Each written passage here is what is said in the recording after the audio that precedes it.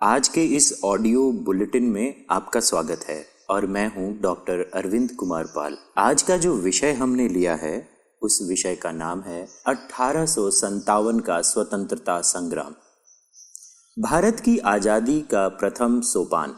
भारत की स्वतंत्रता की चर्चा जब भी होती है तो ध्यान आता है उन क्रांतिकारियों का जिन्होंने 1857 में स्वतंत्रता की बलि वेदी पर अपने प्राणों को न्यौछावर कर दिया। एक ऐसा स्वतंत्रता संग्राम जहां धर्म का भेद नहीं था, जाति, तबके, ओहदे, क्षेत्र, क्षेत्रीयता, भाषा सब गौण थे। रोटी और कमल जहां क्रांतिकारियों की जुबान थे, जहां महल और जनता एक साथ थीं, जहां सिर्फ आज़ादी के मतवाले थे और जिस संग्राम ने ईस्ट इंडिया कंपनी के 100 साल से ज़्यादा पुराने राज्य को भारत से उखाड़ फेंका था।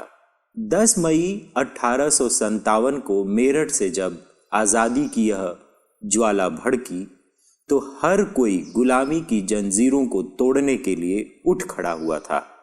प्रधानमंत्री मोदी कहते हैं, एक ऐसा राष्ट्र जो अपने इतिहास का सम्मान नहीं करता और जिन लोगों ने उसे स्थापित किया है अथवा उसके इतिहास का महत्वपूर्ण हिस्सा हैं, उन्हें याद नहीं करता, उसका भविष्य अक्सर सुरक्षित नहीं होता।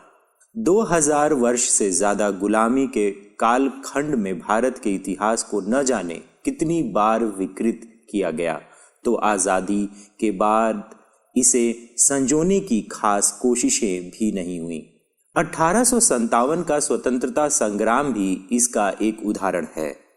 पूरी दुनिया में इसे सिपाही विद्रोह कहा गया, लेकिन इसके 52 वर्ष बाद 1909 में विनायक दामोदर सावरकर ने अपनी पुस्तक the Indian war of independence 1857 के जरिए इसे स्वतंत्रता संग्राम के रूप में प्राण प्रतिष्ठित किया। गृह मंत्री अमित शाह ने एक कार्यक्रम के दौरान इसका जिक्र करते हुए कहा था, वीर सावरकर न होते तो 1857 की क्रांति भी इतिहास न बनती, उसे भी हम अंग्रेजों की दृष्टि से देखते। भारत के इतिहास में 1857 का स्वतंत्रता संग्राम पहली ऐसी सशस्त्र क्रांति थी जो इतने बड़े पैमाने पर हुई और इतनी बड़ी संख्या में लोगों ने इसमें हिस्सा लिया। कमल और रोटी इसके प्रतीक बने।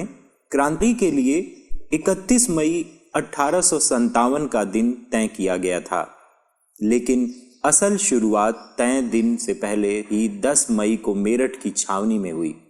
चर्बी वाले कारतूस का उपयोग करने से मना करने पर भारतीय सिपाहियों को कोर्ट मार्शल कर जेल में डालने का आदेश सुनाया गया था, लेकिन जेल तोड़ डाली गई और 85 सिपाहियों ने मेरठ की छावनी में आज़ादी के आड़े आने वाले हर अंग्रेज अफसर की हत्या कर दी।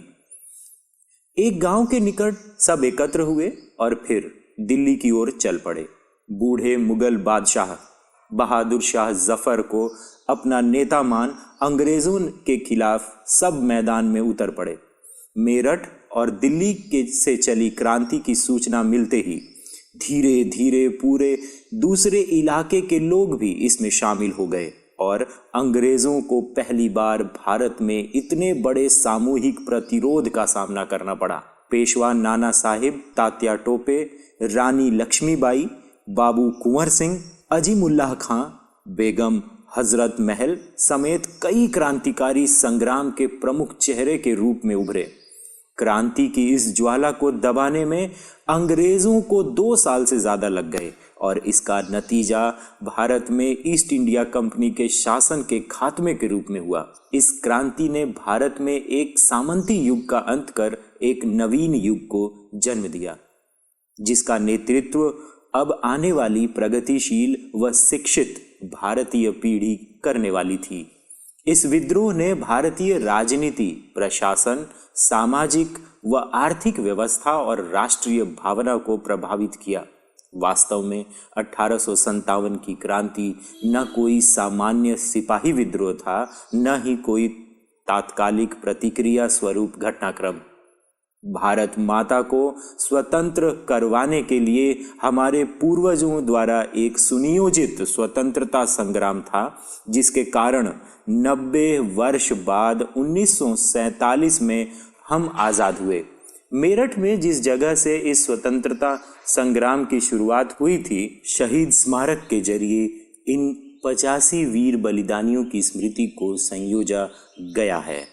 इसी वर्ष जनवरी में प्रधानमंत्री नरेंद्र मोदी खुद वहां गए थे। पीएम नरेंद्र मोदी दूसरे ऐसे प्रधानमंत्री हैं जिन्होंने मेरठ के इस शहीद स्थल पर पहुंचकर अमर बलिदानियों को श्रद्धांजलि अर्पित की।